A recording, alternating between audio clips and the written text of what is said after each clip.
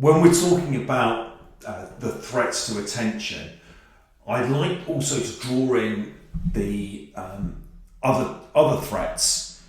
For example, threats to your independent thought, and also threats to your character and your ability to act in the best way. I think the way I conceive it is, again, going back to the cell.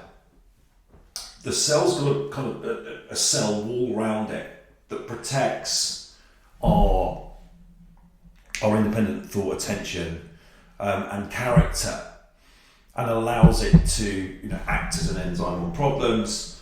And what I would suggest we do is look at how we've got this cell wall that acts like a shield.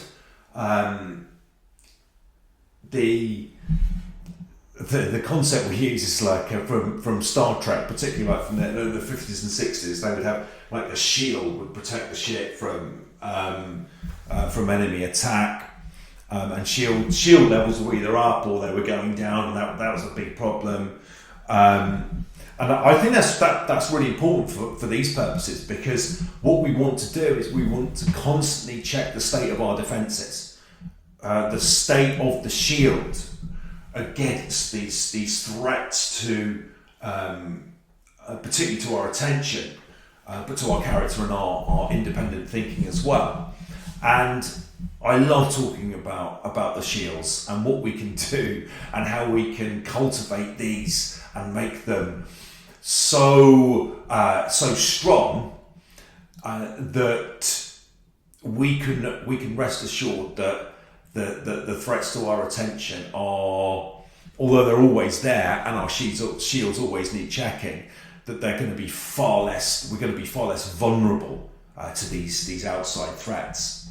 So shielding against threats to attention, I think it's something that we need to do in quite a sophisticated way. It's not just a question of sitting there and being strong and being focused and we're blocking everything out here, because having strong shields also means that you need to be physically fit. Okay, so you need to exercise, you need to eat fairly well, and you need to sleep. Okay, those three things are they are a prerequisite. In other words, nothing's going to happen if one of those three things isn't happening. Okay, so the shields are not going to work, and your whole cell structure isn't going to kind of be glued together if we're not sleeping, eating properly, and exercising. Okay. Obviously, there's tons of stuff out there which tells you how to exercise properly, and that you need to be very serious about that. You need the frequency, the right intensity, and so on.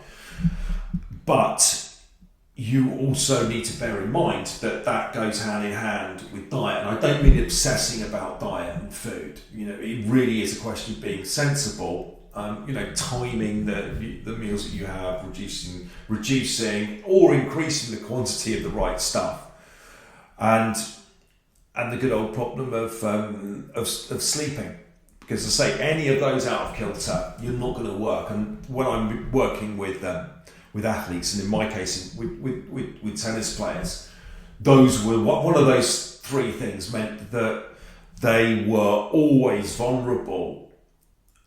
When one of those things weren't working properly, you're always vulnerable to the outside threats, because if you ain't getting enough sleep, the shields are going to be low. Okay, and in come the threats from the time vampires, other people's urgencies, everything else grabbing you. It's particularly news headlines, man. If you're tired, it will steal your attention. So what I want you to do is really see this as the shields as something that we can, you can develop and improve, just like you can do with character, independent thinking, and your attention.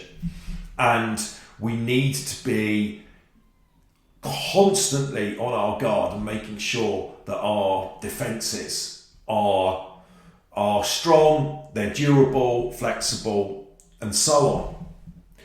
So make sure that, and this is part of this program in this course, we need to make sure that those shields, they're working and nothing's coming in.